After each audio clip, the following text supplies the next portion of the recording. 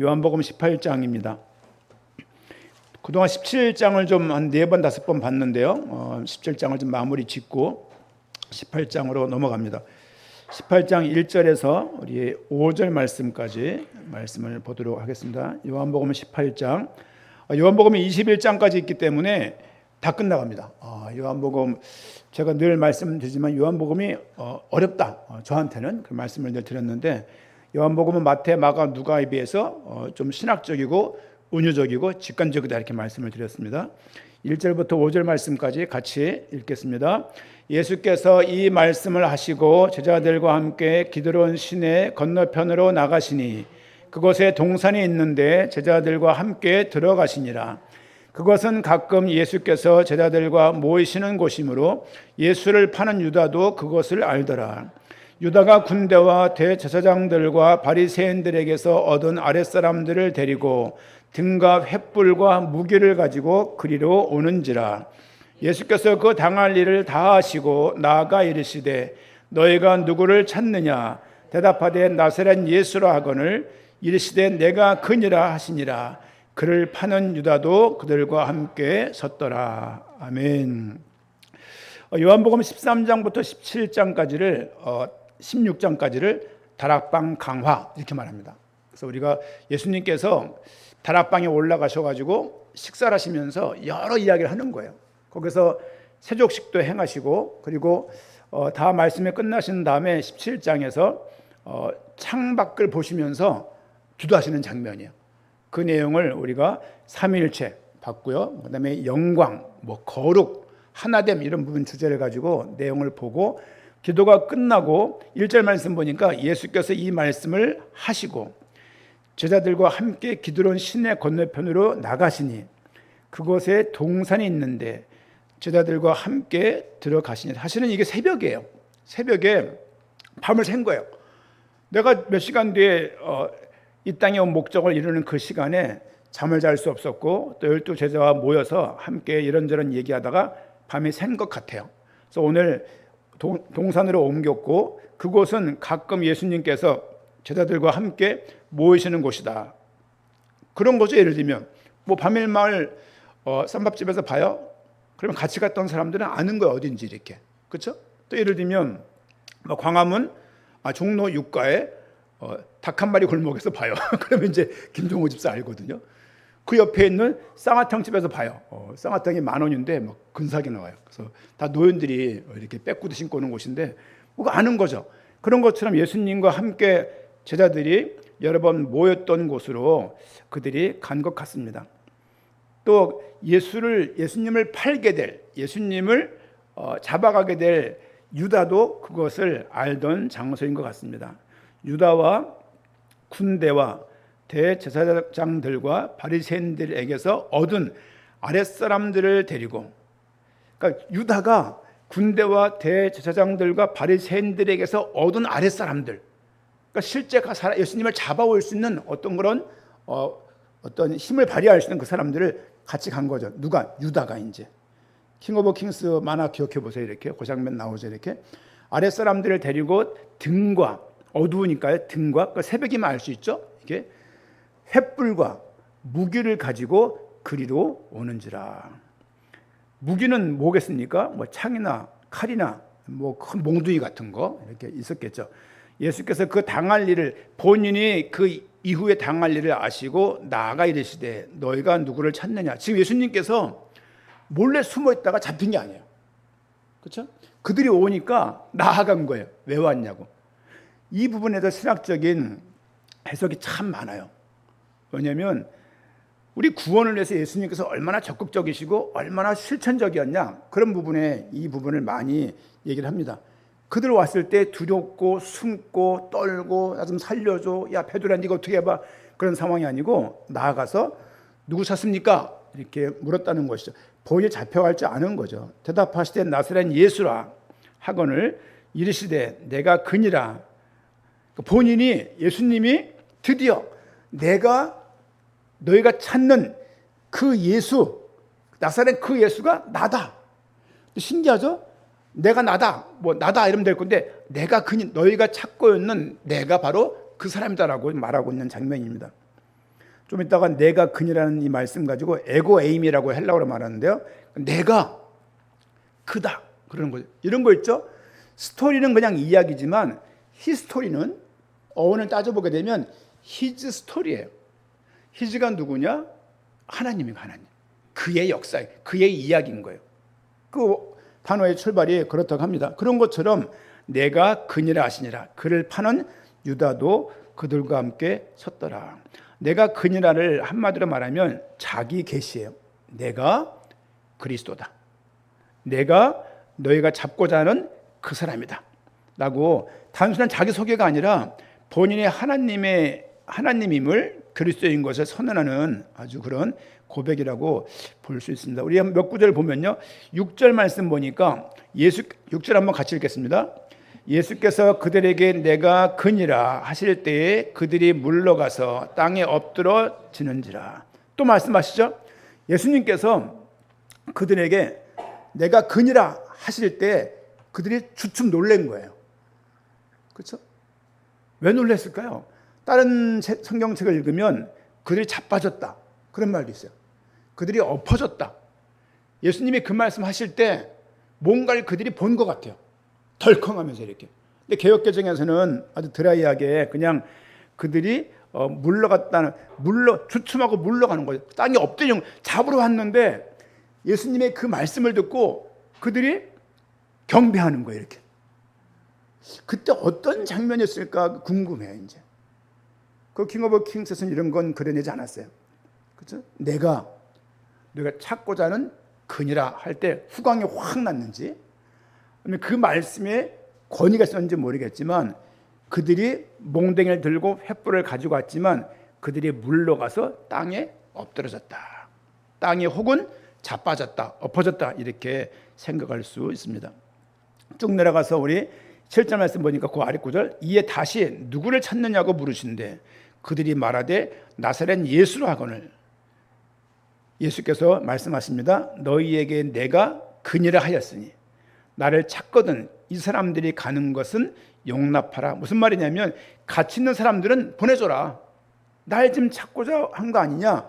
이들은 잡아갈 이유가 없으니까 다 보내주고 나만 잡아가라고 말하면서 또 내가 그니라라고 자기 계시, 내가 누군지를 예수님께서 손수 입으로 말씀하시는 거예요. 내가 그리스도다. 우리 출애굽기 3장 말씀 한번 펴보겠습니다. 출애굽기 3장 14절.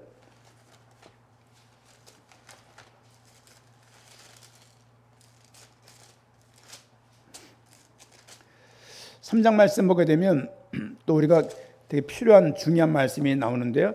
어떤 말씀이냐면 모세가 하나님에게 부르심을 받아요. 길을 가야 되는데 모세가 나를 부르시는 그분이 누군지를 모르는 거예요. 그래서 그분에게 묻는 장면입니다. 14절. 하나님이 모세에게 이르시되 나는 스스로 있는 자이니라. 여호와 그 말에 포함되어 있는 말이에요. 나는 이다. 이런 표현입니다. 또 이르시되 너는 이스라엘 자손에게 이같이 이르기를 스스로 있는 자가 나를 너희에게 보내셨다 하라. 하나님께서 자신을 표현할 때 뭐라고 말하냐면 나는 스스로 있는 자다. 나는 그다라고 말하고 있는 거예요. 예수님이 자기 표현을 하는 장면과 똑같은 이야기예요. 구약에서 하나님도 나도 내가 여호와라. 여러분 스스로 있다는 말이 됩니까? 사람이 있으면 부모가 있고 그럴 거 아니에요. 부모가 없는 자식이 어디 있습니까? 부모가 없는 사람이 어디 있습니까?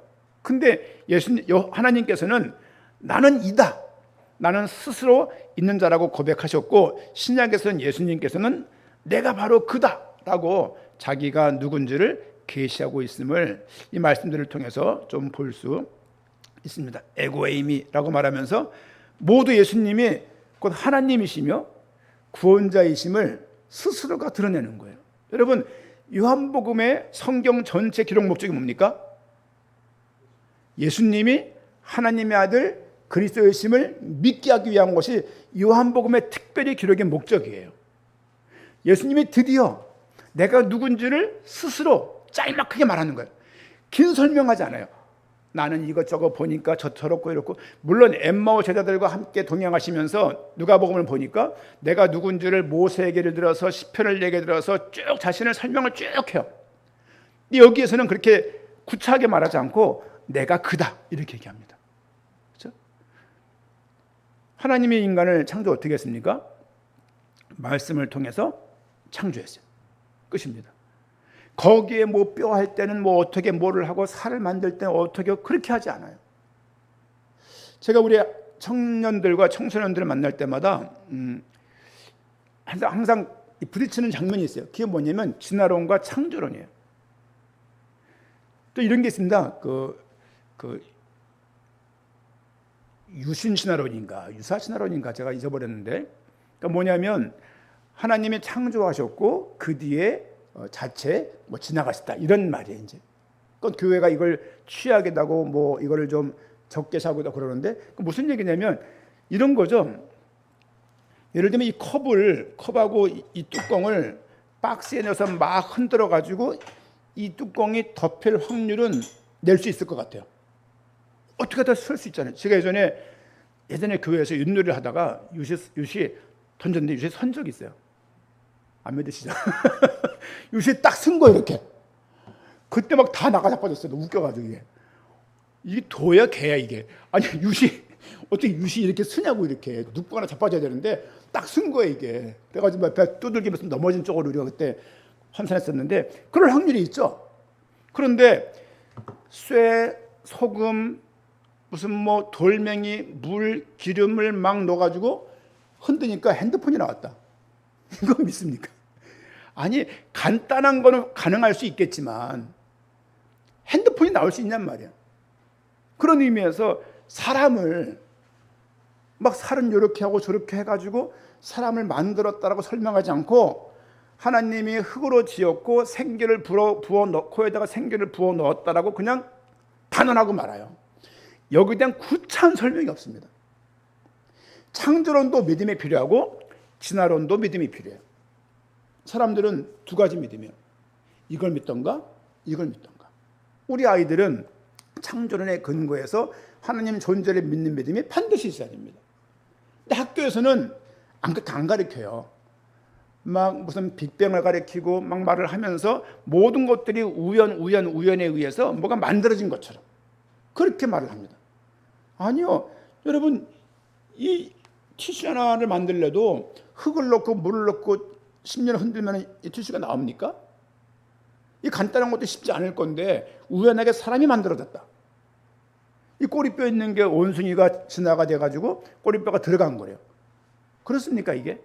그러니까 우리는 그런 아이들이 무방비한 채 아무리 아빠가 석사가 있고 박사가 있고 그 분야 전문가를 하더라도 학교 선생님이 이렇게 말했어 그러면 끝입니다.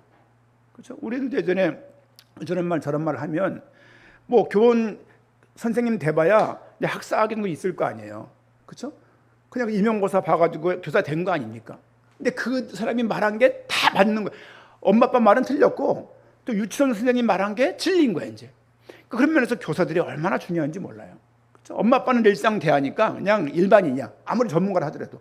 근데 어린이집에 있는, 유치원에 있는, 학교에 있는, 학원에 있는 선생님들이 얼마나 중요합니까? 그들이 하나님에 대한 의식이 없는데 뭐가 전달이 되겠어요? 생각을 해보게 되면 거기에 168시간, 일주일 24시간, 일주일 시간이 168시간이에요. 그중에 1시간 반 정도를 교회에 오고 30분 정도 말씀을 드려요. 그걸 가지고 우리 아이들이 신앙적으로 잘할 수 있냐? 절대 없다고 생각합니다. 가족 예배를 드리면 아이들이 믿음이 갔습니까? 그렇지 않아요. 어릴 때나 따라오지 크면 안 따라옵니다. 그거. 왜? 아니 집에서 뭐 아버지 파장마 입고 있는 거 보고 팬티 입는 거 보고 뭐 똑같이 방귀 뀌는 거 보고 살면서 모든 방어막 보호막은 다 무장 해제된 채 본 가족 관계 속에서 그렇죠? 아무리 무슨 박 목사라 무슨 박사 목사라 하더라도 그게 전달되겠습니까? 그러니까 그런 가운데 이 아이들이 처하고 있는 그 환경 속에 선생님들의 말들이 얼마나 중요해인지. 하나님을 믿으면 다행이겠지만 또 믿는다 하여도 어떻게 믿는지가 얼마나 또 위험스러운 이야기입니까? 그러니까 그런 의미에서 이 아이들에게 예배가 얼마나 중요한지를 가르치는 것은 우리가 아이들이 성장해서 자기 길을 가기 전까지는 충분히 아이들에게 이것을 교회에서 투어야 돼요. 그래서 교회에서 항상 복음을 전해야 돼요.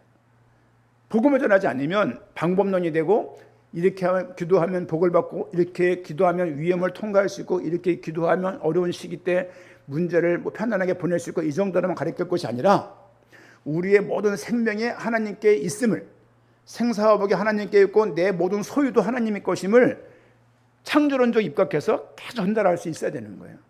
지금 예수님도 자기가 누군 줄을 구차하게 말하지 않고, 왜? 이들은 모르잖아요. 엠마오스 애들한테는 메시아를 기다렸던 사람들이에요. 그들에게는 풍성하게 설교를 하죠. 풍성하게 설명을 해요. 그러나 자기를 잡아놓은 사람들한테는 간단하게 말합니다. 왜? 자기를 알겠냔 말이에요. 그렇죠? 제가 그 화요일 날 그 영신 뭐라고 말해야 돼요? 콘크리트 재료 그 IS 비즈타운인데요. 거기 28층이 있어요. 거기 뭐 연예 기획사도 있고 기독교 방송국도 있고 신문사도 있고 많아요. 어저께는 어떤 가수분이 왔어요. 가수분이 딱 봐도 연예인 필 나더라고 이렇게. 어떤 분은 또 저기 인천에 있는 어느 자회사에서 어떤 분이 올라와서 이렇게 예배를 드렸습니다. 근데 그들과 예배가 되겠습니까? 교회를 아무도 안 나가는데 예배가 되겠냔 말이에요. 그래서 그 시간에는 우리 수요일처럼 말씀을 좀 공부한다 생각하고서 어쨌든 믿으려면 뭘 믿는지를 전달해야 될 거 아니에요. 그러니까 똑같이 어저께는 우리가 이번 주 주일날 오후에 봐야 될 부분이지만, 인간이 어떻게 창조되었냐, 인간이 어떻게 시작되었냐, 인간은 어떤 존재인지를 전달하는 시간을 가졌습니다. 가지면서도 간절함이 있는 거예요. 야, 이들 마음속에 전부 다 방학이에요. 교회 나갔다가 방학한 사람 대부분이고, 박세호 집사 딱 한 명만 교회 다니는 거예요. 이제 본인이 찬양인도 하고 본인이 대표기도 다 하고 제가 말씀만 전달하는데, 어쨌든 그렇습니다. 예수님께서는 우리의 동의를 구하는 게 아니에요. 그냥 내가 누구다 말하고 끝이에요. 이걸 보고 자기 계시라고, 나는 스스로 있는 자란 구약의 여호와 하나님의 그 표현과 같은 맥락입니다. 그리고 또 생각해야 될 건 뭐냐면, 두 번째로, 첫 번째는 자기 계시, 하나님의 자기 계시를 말씀드렸고, 두 번째는 하나님의 계획 가운데 주권적 순종이라고 말하는데, 본인이 피할 수 있잖아요. 근데 본인이 하나님이 이 땅에 오신 이유에 본인이 순종한 거예요. 잡히신 것이 아니라 스스로 본인을 내어줬다. 그렇게 말씀을 좀 볼 수 있습니다. 내가 그녀라 하시자 병사들은 뒤로 물러가서 땅에 엎드러지거나 자빠졌다는 성경 표현들이 이해가 가요. 우리 고린도 전서 한번 15장 보겠습니다. 고린도 전서 15장 말씀.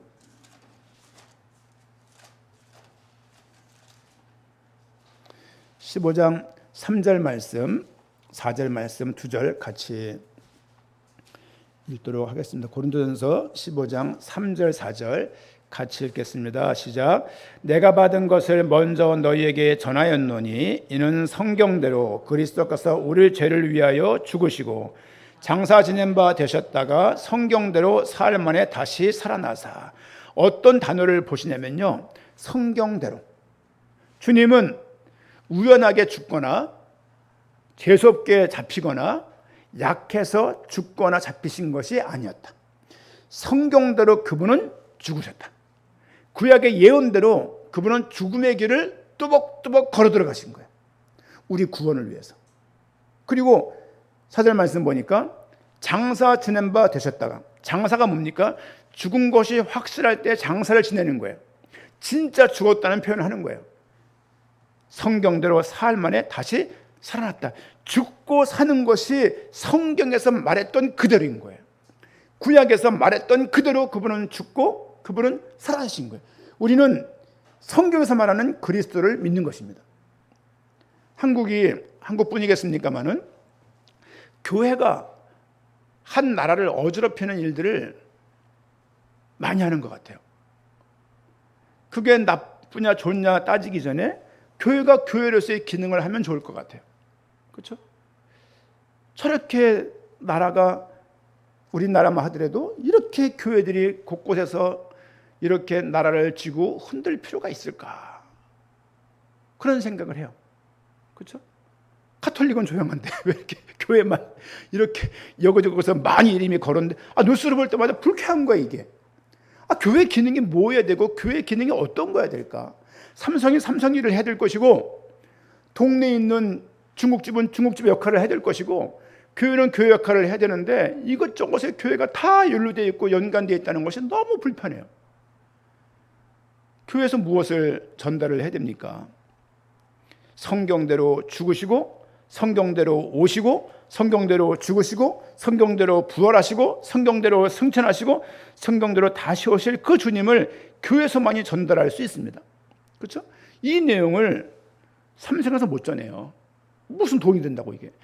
LG에서 이게 얘기하겠습니까? 교회에서만 할 수 있는 거거든요. 근데 교회에서 이걸 안 하면 누가 이걸 하겠습니까? 교회는, 목회자는, 성도들은 성경 중심으로 믿는 믿음을 갖게 돼야 돼요. 그렇죠? 아무리 내 삶에 큰 도움이 안 되는 것 같고 예수 믿는 것이 삶에 무슨 도움이 될까 궁금함이 가득한다 하더라도 성경대로 믿는 것이 믿음의 시작입니다. 그렇죠? 성경대로 죽으시고 성경대로 그분이 사셨고 성경대로 잡히신 거예요. 본인이 의지를 가지고, 예를 들면 예수님께서 참 그 난제인데 신성과 인성이 함께 있었냐? 신성 난제예요. 예수님이 이 땅에 계실 때 신성은 제거되고 인성만 있었냐? 아니면 그분은 이 땅에 신성과 인성이 같이 있었냐? 그렇다면 본인이 누군지 알잖아요. 그렇다면 기도해서 하나님을 통해서 천사를 동원한다랄지, 본인이 무리를 걸었던 것처럼 초능력적인 어벤져스다운 힘을 발휘해서 충분히 몇 명 정도는 때려눕힐 수 있잖아요. 수천 마리의 돼지떼가 낭떠러져 떨어질 정도인데 그 능력이 없겠냔 말이야. 그 능력을 행하지 않으시는 거예요. 왜냐하면 우리의 구원을 이루시기 위해서 본인은 그 죽음 가운데로 반항하지 않고 순종하시는 거예요. 이런 부분들이 우리 삶 가운데 삶의 어떤 태도와 자세로 적용이 돼야 되는 거예요. 이렇게. 아침에 새벽에 예레미야 말씀을 7장 1절부터 11절 말씀 보시면서 전 참 은혜가 됐어요. 밤중에 이렇게 앉아서 말씀을 보고 저기도 루틴이 이렇게 있잖아요. 루틴이 이렇게. 그렇죠? 뭘 막 하다가도 꼭 이렇게 책상에 앉아가, 제가 제일 힘든 조건이 책상에 없는 환경이에요. 정말 힘들어요. 왜냐면 어떻게 할 수가 없어요. 해외 나갔을 때는 이런 캐리어 같은 거 거기다 이렇게 수건 둘러놓고 책상을 막 쓰고 막 그랬었거든요. 그 속에서 말씀을 통해 들으니까, 야, 그렇지. 뭐라고 말씀하시냐면, 유다 백성들이 북이스라엘은 망했지만 우리에게는 성전이 있어. 내게는 성전이 있고, 무슨 말이냐? 나는 교회 나가. 나는 성경 가지고 있고, 난 목사님도 알아. 난 교회 멤버야. 난 교회 세례교인이고, 이렇게 말을 하지만 실제 삶 속에서는 전혀, 제가 늘 강조하는 것처럼 삶의 자세와 태도가 하나님을 믿는 믿음의 모습이 아닌 거예요. 이제 그것으로 인해서 예레미야가 백성들한테 경고하고 심판이 그대로 진행될 것을 말씀하시는 바입니다. 이사야에게 했던 이야기, 이사야에서 나오는 얘기가 뭡니까? 성전 뜰만 바닥만 밟고 있다는 얘기가 나오고, 예레미야서에서는 성전 안에 있는 게 문제가 아니라 성전 밖에서의 문제예요. 성전에서야 다 성도 같죠. 삶 현장 돌아갔을 때, 가정에서는, 일터에서는, 혼자 있을 때는 하나님 믿는 자로서 삶을 살려고 태도와 자세를 가지고 있냔 말, 그거 말씀하는 거예요. 말라기 가면요, 그런 말까지 나와요. 너희가 드린 희생제물의 똥 안 받아 그래요. 희생제물을 겨우 큰 소를 잡아서 비싸게 드렸는데, 말라기 선자는 하나님이 어떤 말씀하시냐? 네가 드리는 건 똥이다, 안 받아 그래요. 네가 드린 희생제물에 네가 더러운 떡을 얼마나 성결하게 했겠습니까? 좋은 곡식으로 빻아서 떡을 드렸을 거예요. 이걸 더러운 떡이라고 하나님께서 치워버려라 말씀하시는 겁니다. 우리 삶 가운데 주님께서 이런 삶을 살았구나, 그러니까 우리가 그런 의미가 우리의 삶에 이해가 되고 알게 되고 믿음이 될 때 태도가 되는 거예요. 이게 안 들리면 태도가 안 되는 거예요. 이런 말씀이 들려야 의미가 들릴 때, 의미가 팩트 말고 팩트가 우리에게 전하는 행간의 그 의미가 들릴 때 그게 우리에게 믿음이 됩니다. 주님께서는 잡히신 것이 아니라 스스로 자신을 내어주시는 순종을 하셨다. 그런 내용을 좀 볼 수 있어야 됩니다. 우리 몇 구절 좀 봅니다. 우리 요한복음 4장 앞에서 몇 구절 좀 쭉 봅니다. 요한복음 4장 25절입니다. 요한복음 주님께서 간간히 본인이 누군지를 계속 말씀했습니다. 4장 25절 26절 제가 읽겠습니다. 여자가 이르되 메시아 곧 그리스도라 하는 이가 오실 줄을 내가 압니다. 이 사마리아 여인 이야기죠. 사마리아 여인조차도 메시아를 기다리고 있던 자였다. 그렇죠? 삶 어떻게 보게 되면 물론 이 말이 많습니다만은 어쨌든 간에 남편이 여러 명 있었고 대낮에 우물가에 와야 될 정도로 사람들의 눈들을 피해서 올 정도로 삶이 녹록지 않은 사람이었어요. 그가 하는 고백입니다. 메시아 곧 그리스도라는 이가 오실 줄을 내가 아노니 그가 오시면 모든 것을 우리에게 알려주시리이다. 26절 같이 읽겠습니다. 예수께서 이르시되 내게 말하는 내가 그라 하시니라. 내가 바로 그다 이러는 거예요. 다른 말씀 안 하시고 네가 말한 그 사람이 바로 나야 이렇게 말을 하고 있는 것이죠. 8장 24절입니다. 8장 24절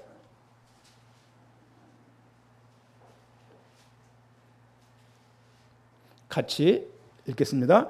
그러므로 내가 너에게 말하기를 너희가 너희 죄 가운데서 죽으리라 하였노라. 너희가 만일 내가 그인 줄 믿지 아니하면 너희 죄 가운데서 죽으리라. 내가 바로 그다라고 예수님께서 스스로 자증하고 있습니다. 8장 28절 같이 읽겠습니다. 이에 예수께서 이르시되 너희가 인자를 든 후에 내가 그인 줄 알고 내가 스스로 아무것도 하지 아니하고 오직 아버지께서 가르치신 대로 이런 것을 말하는 줄도 알리라. 말씀하고 있죠. 내가 그인 줄 알고. 계속 뭘 말씀하시냐면 너희가 말했던 그 메시아, 그 그리스도가 바로 나다라고 말하고 있는 거예요. 계속 요한복음 기록의 목적이 뭡니까? 예수님이 하나님의 아들이시고 그리스도인 것을 믿게 하기 위해서 계속 말씀하시는 거예요. 성경을 널찍히 읽으면 잘 안 보여요. 통독을 휙휙 하면서 요한복음 같은 경우는 한 1.5배속, 6배속 하게 되면 이거 한 30-40분 내에 다 읽어요. 읽겠죠? 1시간은 안 걸릴 거예요, 이게. 이렇게 몇 번을 하고 나면요, 이게 뭔가가 반복되는 말들이 계속 보이는 거예요, 이게. 예수님께서 지금 본인이 누군지를 말씀을 하고 있습니다. 우리 한두 구절 더 봅니다. 10장 24절입니다. 10장 24절, 25절 같이 읽겠습니다. 유대인들이 에워싸고 이르되 당신이 언제까지나 우리 마음을 의욕하게 하려 하나이까 그리스도이면 밝히 말씀하소서 하니 예수께서 대답하시되 내가 너에게 말하였으니 믿지 아니하는도다. 내가 내 아버지의 이름으로 행하는 일들이 나를 증거하는 것이거늘. 무슨 말씀이냐면 내가 너희가 말하고 있는 바로 그 그리스도라고 말하고 있는 것입니다. 13장 9절입니다. 13장 9절 13장 19절입니다. 19절 같이 읽겠습니다. 지금부터 일이 일어나기 전에 미리 너희에게 일러두면 일이 일어날 때 내가 그인 줄 너희가 믿게 하려 함이로다. 내가 그라는 것을, 내가 그리스도인 것을 계속 말씀하고 있는 거예요. 신약 성경에 그리스도라는 단어가 524구절 나온다고요. 524구절, 526회가 나와요. 이건요 굉장히 많은 양이에요. 많은 양. 그리스도를 표현하는 이런 말을 포함하게 되면 더 많은 거예요. 7천 몇 구절에서 524구절이라는 얘기는요 거의 15분의 1, 16분의 1, 15구절마다 한마디가 그리스도라는 얘기예요. 이런 의미에서 오직 그리스도입니다. 성경이 얼마나 그리스도에서 가득한지 몰라요. 좀 넘어가서 우리 17장 읽었던 18장 본문 말씀처럼 18장 5절 6절 읽었던 것처럼 대답하되 나사렛 예수라거늘 이르시되 내가 그니라 하시니라. 그를 파는 유다도 그들과 함께 섰더라. 예수께서 그들에게 내가 그니라 하실 때 그들이 물러가서 땅에 엎드러지는지라. 본인이 예수님이 계속 자신이 그리스도이심을 계시하고 있습니다. 요한복음의 기록 목적과 똑같은 거예요. 내가 그리스도야. 왜 이적과 큰 표적을 행하냐? 내가 그리스도인 것을 증언하기 위해서, 믿게 하기 위해서. 근데 우리는 내 응답을 위해서 이런저런 역사를 달라고 기도할 때가 참 많이 있습니다. 근데 원래는 조금 그걸 좀 자제해야 돼요. 왜냐하면 성경의 모든 표적은, 모든 이적은 하나님께 영광이 되거나 예수가 그리스도라고 증언, 증명이 필요할 때 그런 일들을 행했던 것을 많이 볼 수 있습니다. 근데 이거를 하나의 구원받은 표로 막 응답이 일어나고 방언이 되어지고 치유가 일어나고 그래야 하나님이 역사한 것처럼 믿는 것은 모든 나라의 모든 지역의 초기 때 복음에 들어갈 때 있는 모습은 있습니다. 그걸 믿게 하기 위해서. 그러나 한국 상황에서 지금 막 한강을 가르고 마포대교 가르고 양화대교 가르고 막 한탄강 가르고 그러면은 말이 아니죠. 그거는. 지금 첫 번째 본능이 뭐였냐면 예수님이 본인을 그리스도라고 계속 말씀하고 있다. 두 번째 뭐가 나오냐면 베드로의 배신 장면이 나와요. 여기에 요한이 베드로 얘기를 쓰면서 되게 부끄러웠을 거예요. 왜? 본인도 도망갔거든요. 베드로만 도망간 게 아니라 다 도망간 거 다. 대표적으로 베드로가 기록이 적혔을 뿐이죠. 18장 25절입니다. 18장 25절 시몬 베드로가 서서 불을 쬐더니 사람들이 묻되 너도 그 제자 중 하나가 아니냐? 베드로가 부인하여 이르되 나는 아니라 하니. 어떤 사람이 물은 거예요. 그렇죠?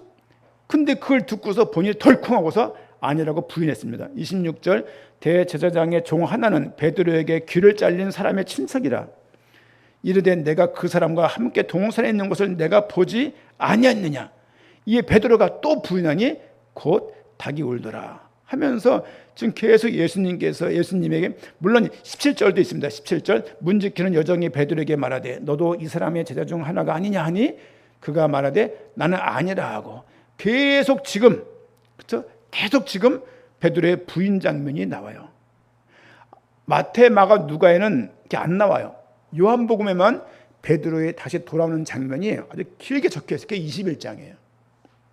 베드로를 배반하고 그 가장 혈기왕성하고 예수님의 오른팔로서 역할을 많이 하던 자였는데 결국은 베드로가 자신의 안위와 자신의 죽음을 두려워해서 비교해 보는 거예요. 예수님이 내가 그다라고 말하는 장면과 베드로는 막 누가 무기를 들고 묻는 것도 아닌데 여정이 물었는데 막 놀래가지고 이렇게 그런 장면들이 오늘 또 사실은요 이 베드로가 나쁜 게 아니라 우리도 충분히 이 자리에 있으면 충분히 이럴 수 있는 누가 베드로에게 돌을 던질 수 있겠습니까? 그런 수는 없을 것 같아요. 어쨌든 베드로의 그런 장면이 나오고 그리고 또 어떤 장면이 나오냐면요. 우리 12절부터 14절까지 보게 되면 안나스에게로 끌고 가요. 잡힌 다음에 천부장이 뭡니까? 1000명의 부하를 데리고 있는 그런 어느가 될까요? 뭐 연대장 정도?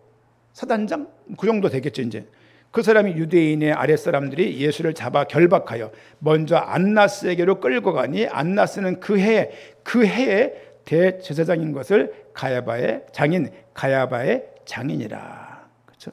가야바는 유대인들에게 한 사람의 백성을 위하여 죽는 것이 유익하다고 권고하던 자라고 이렇게 가야바에 대해서 말씀을 정리하고 있습니다. 쭉 가면은 19절 말씀 보니까 19절 대제사장이 예수에게 그의 제자들과 그의 교훈에 대하여 묻습니다. 예수께서 말씀합니다. 내가 드러내놓고 세상에 말하였노라. 모든 유대인들이 모이는 회당과 성전에서 항상 가르쳤고 은밀하게는 아무것도 말하지 아니하였거늘 어찌하여 내게 묻느냐. 내가 무슨 말을 하였는지 들은 자들에게 물어봐라. 그들이 내가 하던 말을 아느니라 라고 말을 하죠. 이 말씀을 하심에 곁에 섰던 아랫사람 하나가 손으로 예수를 뺨을 때린 거죠.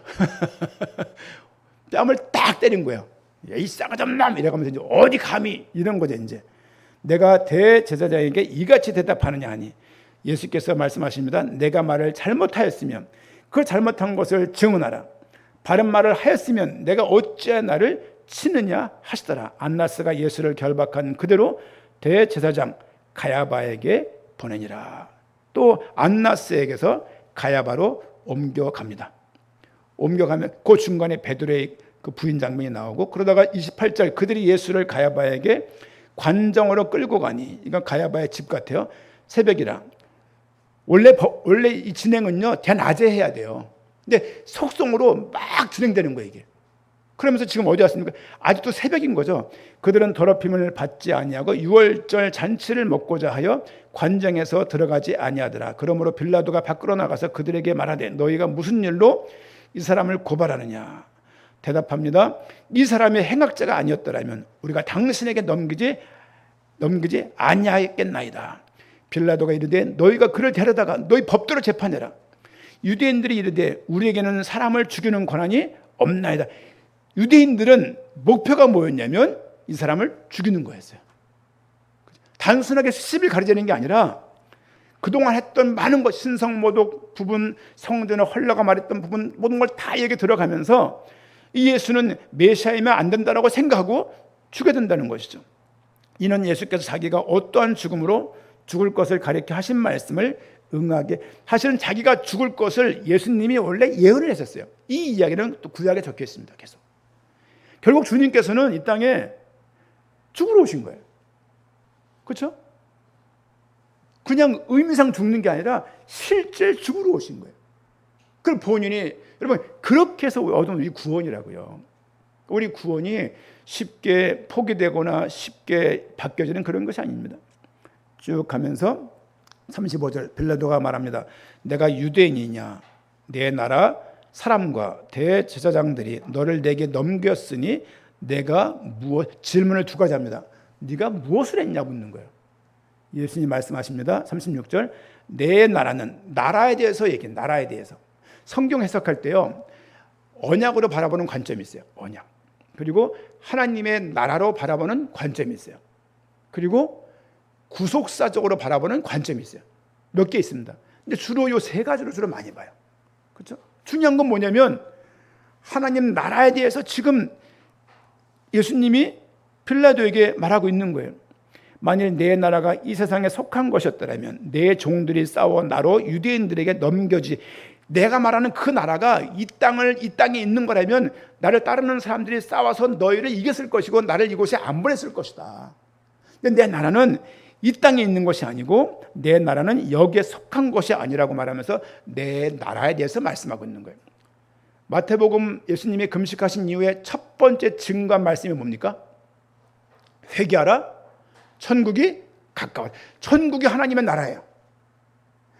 하나님의 나라는 하나님이 통치하는 그곳이에요. 이미 예수님께서 이 땅에 오신 거예요. 회개하라. 천국이 드디어 왔다. 천국이 저기 있는 게 아니라 우리 현실 속으로 막 돌격해 예수님을 중심으로 그 하나님 나라가 이 땅에 막 임하기 시작하는 거예요. 임하기 시작하는 곳에 교회가 세워지는 것입니다. 첫 번째 답이 뭡니까? 하나님의 나라는 이 땅에 있는 것이 아니다 라고 물어요. 37절 빌라도가 또 묻습니다. 두 번째 묻습니다. 내가 왕이 아니냐? 예수께서 대답하시되 내 말과 같이 내가 왕이니라. 내가 이를 위하여 태어났습니다. 보세요.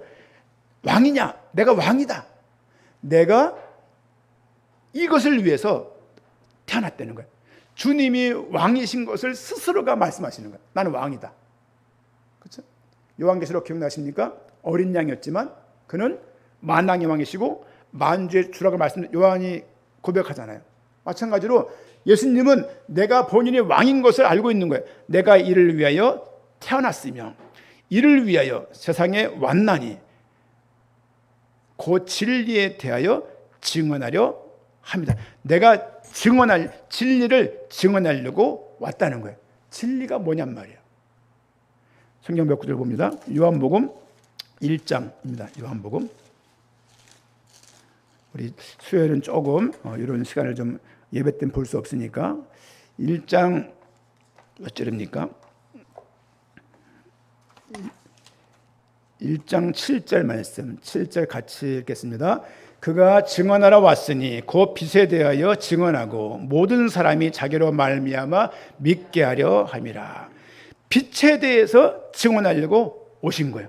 모든 사람이 자기로 말미암아서 자기를 믿게 하려고, 예수님이 내가 누군지를 믿게 하려고 이 땅에 오신 거예요. 하나님의 세상을 이처럼 사랑하사 독생자를 보내주셨고, 내가 온 것은 내가 스스로 온 것이 아니고 하나님이 보내셨으며 하나님 만나는 길임을 좀 증언하고 있습니다. 14절 말씀 보니까 14절 같이 읽습니다. 말씀이 육신이 되어 우리 가운데 거하심에 우리가 그의 영광을 보니 아버지의 독생자의 영광이요 은혜와 진리가 충만하더라. 말씀이 육신이 되었다. 성육신. 그렇죠?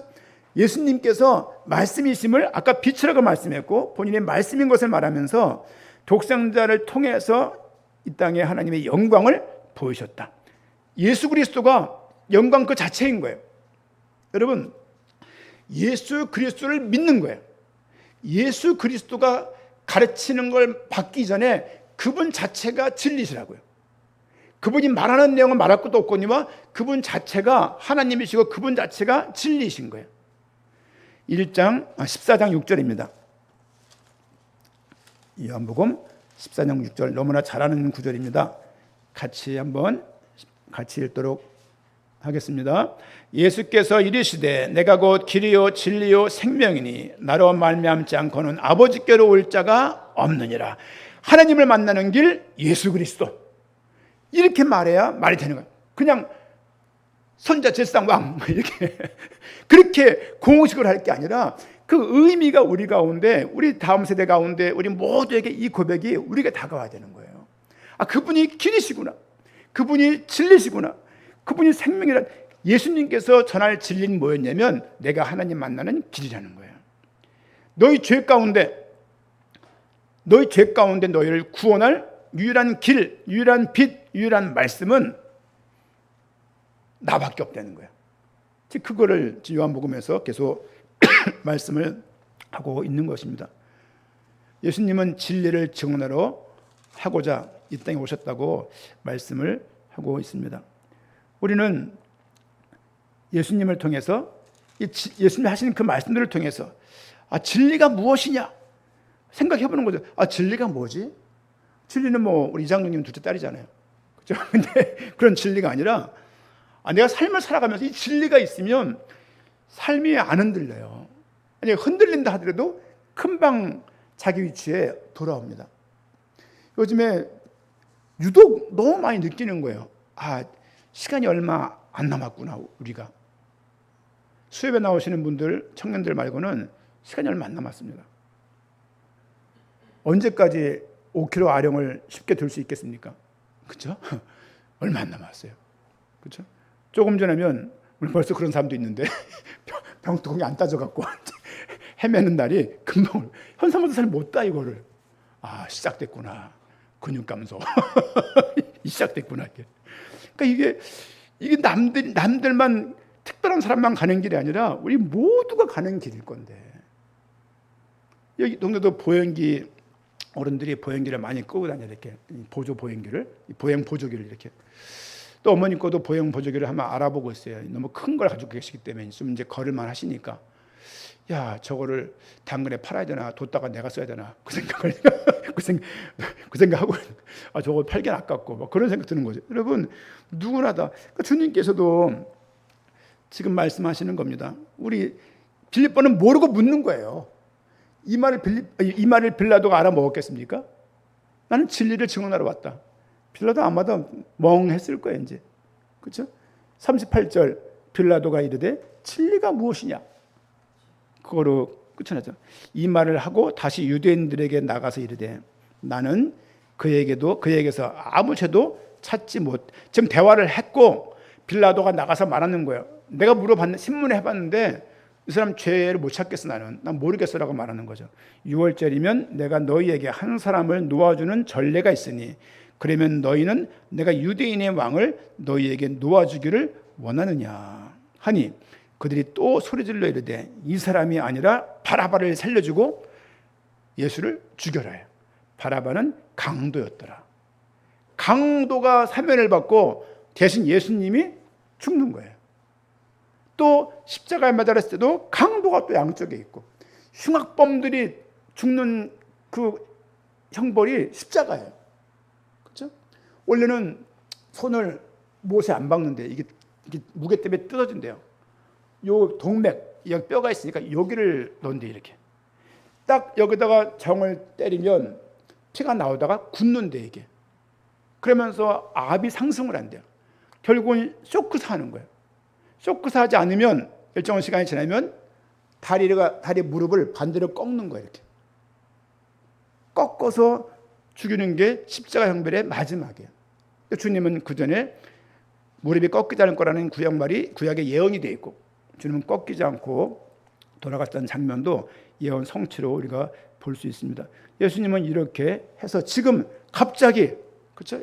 예수님 이걸 다 아시고 발을 씻기고 새우의 만찬을 하고 17장 그 영광을 두고, 그 영광의 내용은 뭐였냐? 십자가의 죽음이었어요. 자신은 십자가 죽는 그것을, 그러니까 그런 의미에서 십자가를 너무 아픈 것으로, 고통스러운 것으로, 내가 그 가운데 동참해야 될 것으로 생각하지 말라는 얘기예요. 왜냐하면 그 십자가는 영광의 십자가였다고요. 그것 때문에 우리가 기쁨으로 살 수 있는 거예요. 그렇죠? 우리가 막 그냥 필리핀 그 영상들을 유튜브 보니까 고난 주간에 자기한테 진짜 못을 박는 거예요. 행진을 막 하는 거예요. 카톨릭 교주로 하는 일들인데 이렇게. 그렇게 한다고 예수님 죽음과 같은 죽음입니까? 하나님이 죄 없는 그분이 이 땅에 오셔서 못 박힌 그것과, 그렇죠? 우리 인생에 못 박은 건 다른 의미인 거예요. 이제 이렇게 주님께서는 빌라도에게 그 두 개의 질문을 받으면서 결국은 이 땅에 온 이유가 뭐였냐? 진리를 증언하러 왔다. 그 진리의 내용은 신약 성경에 가득히 적혀져 있는 거예요. 그 진리의 내용은 땅 끝까지 이르러 증인이 되라라고만, 그 말만 해당되는 게 아니라고요. 그렇죠? 모든 말씀들이, 주신 말씀들이 진리의 말씀이고, 특별히 예수를 그리스도라고 믿는 것이 가장 큰 진리임을 우리가 잊지 말아야 될 것입니다. 예수님은, 정리합니다. 예수님은 참 하나님이십니다. 참 하나님이십니다. 자기를 계시하셨고, 예수님은 스스로 잡힌 게 아니라, 굴욕을 당한 게 아니라, 뭔가가 힘에 밀린 게 아니라 본인이 스스로 자신을 내어주신 구원자이시다. 그렇죠? 십자가에 참다가 이끌려 죽은 게 아니라 본인이 스스로 기쁨으로 우리 구원을 위해서 거기에 터벅터벅 걸어 들어가신 거예요. 우리는 그 말씀을 붙들고 세상 속에서도 담대하게 신앙을 고백하는 자가 되어야 할 것입니다. 그렇죠? 그런 은혜가, 삶의 자세가, 삶의 태도가 우리 모두에게 있을 것이고, 예수님의 주권적인 자기 계시를 통해서 예수님이 하나님이심을 스스로가 증언하고 있어요. 19장부터는 이제 내용들이 예수님이 십자가에 못 박히시고 죽는 장면, 그리고 부활한 장면, 성경 요력의 목적, 베드로의 다시 돌아옴, 이 세 장으로 내용이 요한복음이 마무리가 또 빠르게 진행될 것 같습니다. 말씀을 통해서 말씀을 좀 이렇게 의미를 담는 그런 한 주간 남은 3일 되기를 부탁을 드리고, 또 그렇게 말씀을 믿는 믿음이 모두에게 있기를 축원드립니다. 아멘.